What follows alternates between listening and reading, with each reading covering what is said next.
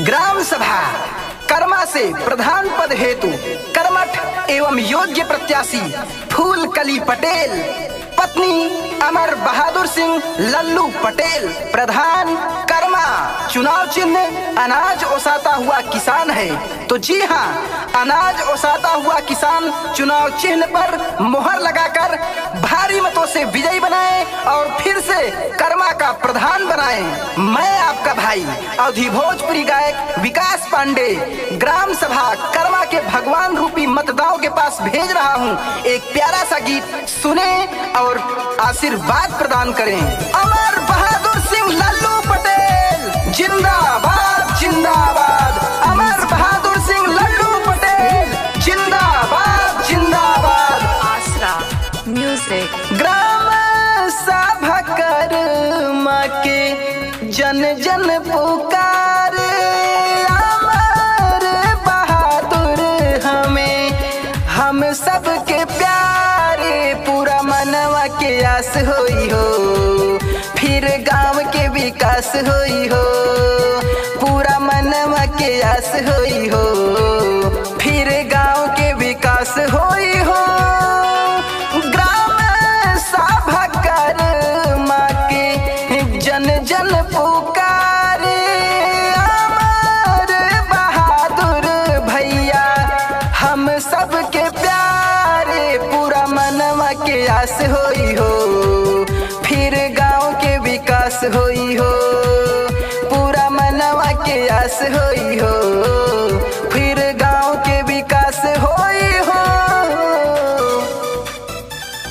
Vote नहीं कर्ज मांग रहा हूँ, ऐसा कहना है अमर बहादुर भैया लल्लू पटेल का कि वोट नहीं कर्ज मांग रहा हूँ, ब्याज सहित लौटा दूंगा। जहाँ बहेगा पसीना आपका, वहाँ लहू बहा दूंगा, वहाँ लहू बहा दूंगा। आसो चुनावों में ग्राम प्रधान भैया को फिर बनाना है।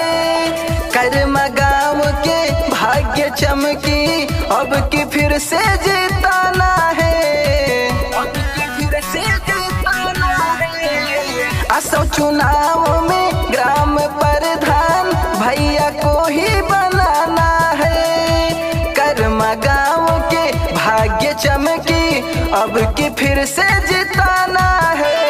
काका काकी चाचा चाची दैदा सहारा, आप सबके आशीर्वाद मिली दोबारा।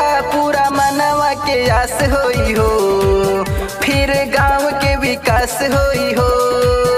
पूरा मनवा के आस होई हो, फिर गांव के विकास होई हो।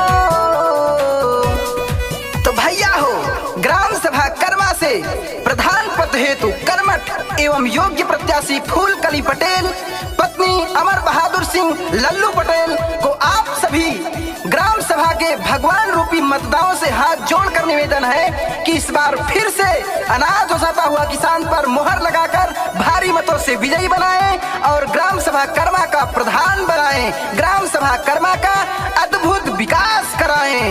अमर बहादुर सिंह लल्लू पटेल जिंदाबाद जिंदाबाद। अमर बहादुर सिंह लल्लू पटेल जिंदाबाद जिंदाबाद। नाली खड़ंजा बिजली पानी होई सारा काम हो, लाभ पूरा मिली सबका, केहू न होई परेशान हो। चाचा हो, नाली खड़ंजा बिजली पानी होई सारा काम हो, लाभ पूरा मिली सबका, केहू न होई परेशान हो। अमर बहादुर जी के मतदान करिहा, अनाज ओसाता पर मोहर लगइहा। पूरा मनवा के आस होई हो, फिर गांव के विकास होई हो।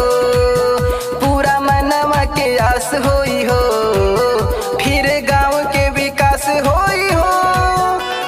ग्राम सभा कर्मा के